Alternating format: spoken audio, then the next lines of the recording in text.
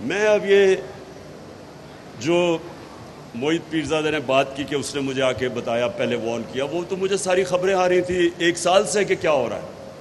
خبریں تو مجھے 1 سال سے آ رہی تھیں کہ پلان کیا بنا ہوا ہے. لیکن میں آپ کو آج بتا رہا ہوں کہ ایک چیز میرا ذہن نہیں مان رہا تھا، اور وہ یہ نہیں مان رہا تھا کہ کیا یہ شہباز شریف کو پرائم منسٹر بنا دیں گے؟ کیا آصف زرداری پھر سے اقتدار میں آ جائے گا؟ یعنی یہ میں اس لیے آپ کو کہہ رہا ہوں، دیکھیں، جو بھی پاکستان کا سوچتا ہے، جس کے باہر اربوں ڈالر نہیں پڑے ہوئے، جس کا جینا مرنا اس ملک پہ ہے، تو وہ یہ سارے یہ سوال پوچھیں گے کہ وہ جو 30 سال سے 2 خاندان اس ملک کے اوپر مسلط ہے. میں نہیں کہہ رہا کہ انہوں نے یہ کتنے کرپٹ ہیں.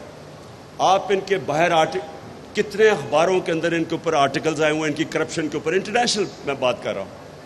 BBC کی ڈاکیومنٹریز آئی ہوئی ہیں ان کی کرپشن پہ، ہم نے تو نہیں نکالی. کرپشن کے کیسز ان کے اوپر اتنے ہیں کہ آپ کو سمجھ نہیں آتی کس کیس کے اوپر بات کریں. جو NRO-1 لیا انہوں نے، جو جنرل مشرف نے اتنا بڑا ظلم کیا اس ملک کے اوپر، میں نے سب سے زیادہ شور مچایا اس کے اوپر کہ وہ سرے محل جو آصف زرداری بار بار کہتا تھا کہ یہ ہمارا نہیں ہے، اور یہ انہوں نے کنٹیسٹ بھی کیس نہیں کیا. جب پاکستانی گورنمنٹ نے انگلینڈ میں کیس کیا، وہ بیکیا اس کے پیسے پاکستان کو آنے تھے.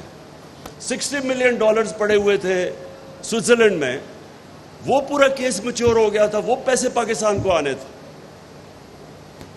NRO دے کے وہ معاف کر دیا. وہ جو پاکستان کو وہ انہوں نے وہ بھی ہضم کر لیا. نواز شریف کا اتنا اوپن اینڈ شٹ کیس ہے حدیبہ پیپر مل کا، جس میں اسحاق ڈار کی کنفیشنل سٹیٹمنٹ ہے. بینک اکاؤنٹس ہیں کہ کو قاضی فیملی لنڈن میں بیٹھی ادھر پیسہ، یہ ساری چیزیں تو پروون تھی. وہ NRO-1 دیا گیا، وہ ساری معاف کی گئی. 10 سال کی کرپشن انہوں نے کی. ان کے دور کے سارے کیسز ہیں 95%. ہمارے تو دور کے کیسز ہی نہیں ہیں. ہمارا تو صرف ایک TT کا کیس ہے شہباز شریف کا، اور ایک جو مقصود چپڑاسی والا کیس ہے FIA کا. باقی تو سارے پرانے کیسز ہیں.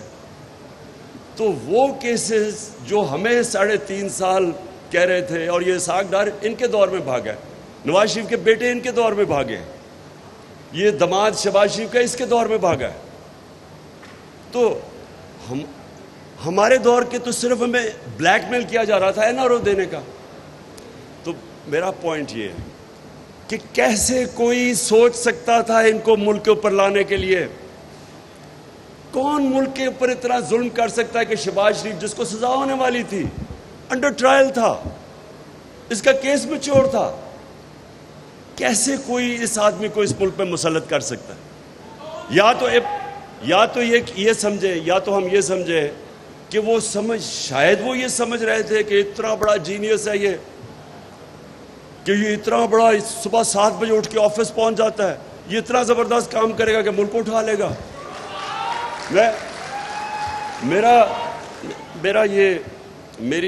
مجھے پھر یہ اب تھوڑا شک ہونا شروع ہو گیا کہ وہ جو 50 ارب روپیہ شہباز شریف نے اشتہاروں پہ خرچ کیا تھا، جو ساری ڈیولپمنٹ اشتہاروں میں تھی، وہ شاید اس سے سمجھ گئے ہوں اشتہار میں اتنی ڈیولپمنٹ تھی، شاید وہ اس غلط فہمی میں تھے کہ یہ ایک دم ملک ٹرن اراؤنڈ کر دے گا.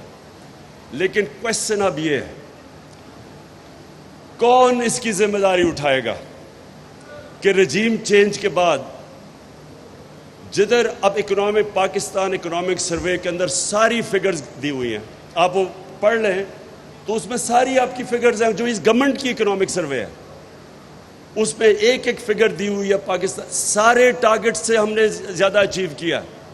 پاکستان کی تاریخ میں سب سے زیادہ ٹیکس کلیکشن ہوئی ہے، ریمیٹنسز ہوئی ہیں، اوورسیز پاکستانیز نے سب سے زیادہ پیسہ بھیجا ہے. ہماری جو اصل میں ملک تب ترقی کرتا ہے جب اس کی ایکسپورٹس اوپر جاتی ہے. نون لیگ کے 5 سال میں تو ایکسپورٹس شاید ہی اوپر ہلی نہیں، وہاں سے وہیں کی وہیں پھنسی ہوئی تھی. ہماری ریکارڈ ایکسپورٹس تھی. اور جو پھر سے میں کہہ رہا ہوں زراعت جو ترقی کی، تو جب ایک ملک ادھر جا رہا تھا اور آج مہنگائی اسمانوں پہ اور اکانومی نیچے، کون ذمہ دار ہے اس کا؟